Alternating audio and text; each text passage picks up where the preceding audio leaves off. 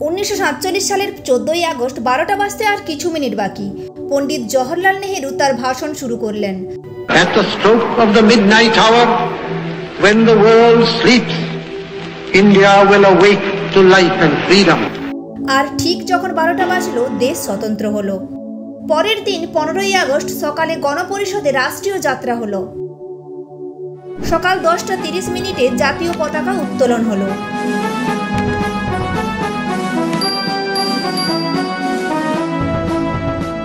শোনা যায় 15ই আগস্ট রাজধানী দিল্লিতে 300 অব্দি পতাকা উত্তোলন হয়েছিল। পবিত্র শহর বারাণসীর মন্দিরে পতাকা উত্তোলন করেছিলেন একজন মুসলিম। স্বাধীনতার সময় একটি আইন তৈরি হয় ভারতের জাতীয় পতাকা তৈরির জন্য।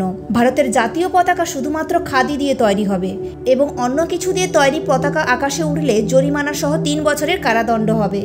1947 সালে 15ই আগস্ট গান্ধীজি স্বাধীনতার উৎসবে যোগ দেননি।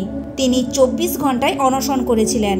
বছর বছর ধরে যেসব ব্যর্থ বেদনা যন্ত্রণা লোকেদের মনের মধ্যে চাপা পড়েছিল, তা যেন একটার পর একটা সরে গেল আনন্দ উচ্ছ্বাসের মধ্য দিয়ে। আনন্দে উন্মত্তে জনতার স্রোত শ্রমিক বস্তি থেকে শুরু করে সোনার খলি এলাকা পর্যন্ত আগুপিছু করতে লাগলো। একদিন আগেও দেওয়ালে যেসব ইংরেজদের পতাকা টাঙানো ছিল, সেগুলো খুলে ভারতীয় পতাকা লাগানো হলো। বাড়িতে বাড়িতে, গাড়িতে, রাস্তাঘাটে, যে যেখানে ছিল, এমনকি ছোট ছোট বাচ্চার হাতেও ছিল অজস্র পতাকা। সন্ধে 6টায় ইন্ডিয়া গেটে পতাকা উত্তোলন অনুষ্ঠান হলো। সেদিন একদিকে যেমন চলছিল স্বাধীন হওয়ার আনন্দে মেতে ওঠার উৎসব, আর একদিকে চলছিল ভারত ভাগের হিন্দু মুসলমানের দাঙ্গা উৎসব।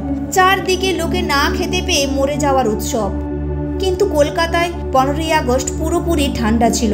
সেটা একটা স্বস্তির কারণ, খানিকটা আশ্চর্য, কারণ স্বাধীনতা দিবসের ঠিক আগের কয়েক সপ্তাহ ধরে কলকাতার অবস্থা খুবই খারাপ ছিল।